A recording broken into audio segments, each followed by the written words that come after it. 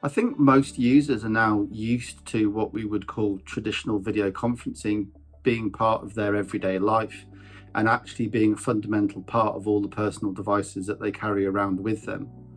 The idea that video conferencing is something special that you have to go to a particular room to do seems to no longer really fit with the world in which we live. People are much more comfortable, particularly since COVID, meeting via Teams or via Zoom.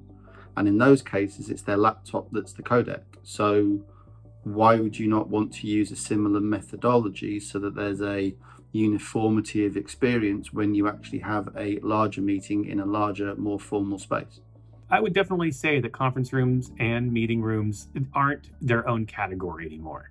Everything is an integrated space. And what we say at USC is that every single location on campus, regardless of how it is used, is a learning space. That's our classrooms, our conference rooms, our open spaces, anywhere. And that's really the challenge that we've had to do nowadays, is figure out how to make every single space integrated into the larger ecosystem. And that counts for all of our meeting spaces as well. And if you've got spaces where there's no control to keep the audio, within the space you're going to be sat at, that's where my biggest challenge is. How do I stop 4 people just sitting at a cafe style table, starting a call, talking whatever the discussion is, and not influencing other people around the area, just trying to have their own sit down meetings from hearing what's going on in their meeting. There's been talk over the years about things like audio fencing, or these technologies where you can put some sort of fancy beam or white noise around to reduce that. But if we have to pursue that kind of technology, of course that comes at a price. But also it's trying to to get the key stakeholders to invest on the right kind of technology or the right kind of acoustic solutions for open spaces.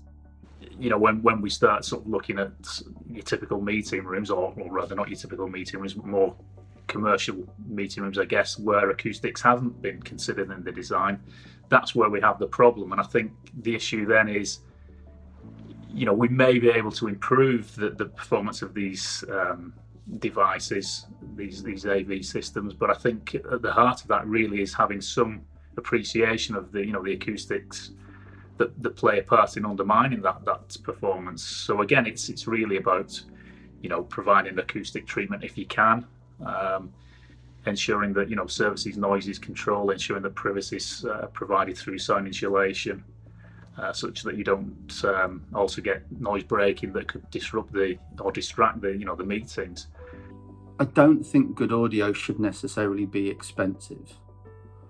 I don't think that you necessarily need to spend that much money on the technology, provided that the space is correct. And if you are spending more money on the technology than you're spending on the space, then you're probably starting from a base level, which isn't really helping you from a design point of view. When you're looking at things like budget, right? You can no longer just say, I'm going to cut something out, or, I want you to do a space, but here's your budget. We can't do that anymore, because there's certain functionality you now need, and that functionality has a price to it. So this is where I will tell, the administration, if you have a set budget, then I'll tell you how many spaces you can get. If you want so many spaces, I will tell you how much that costs. And that's really the only way around it, or else you're going to end up with a bunch of places that none of them accomplish the goal that you need to get. The minimum requirements in any space when you're going to be talking to people outside of that space is good audio. Video can come and go. People don't mind the video as much as the audio, because it's important to be able to speak to people and for them to clearly hear the conversation that you're having with them, as well as it's very important for the room to be able to hear you at the far end talking back to them. So audio is first and foremost a must in our conference room spaces. People expect to be able to meet and discuss in a variety of different locations. Rooms rarely have a single use these days, and therefore that changes the entire aesthetic and also the way that you approach audio design.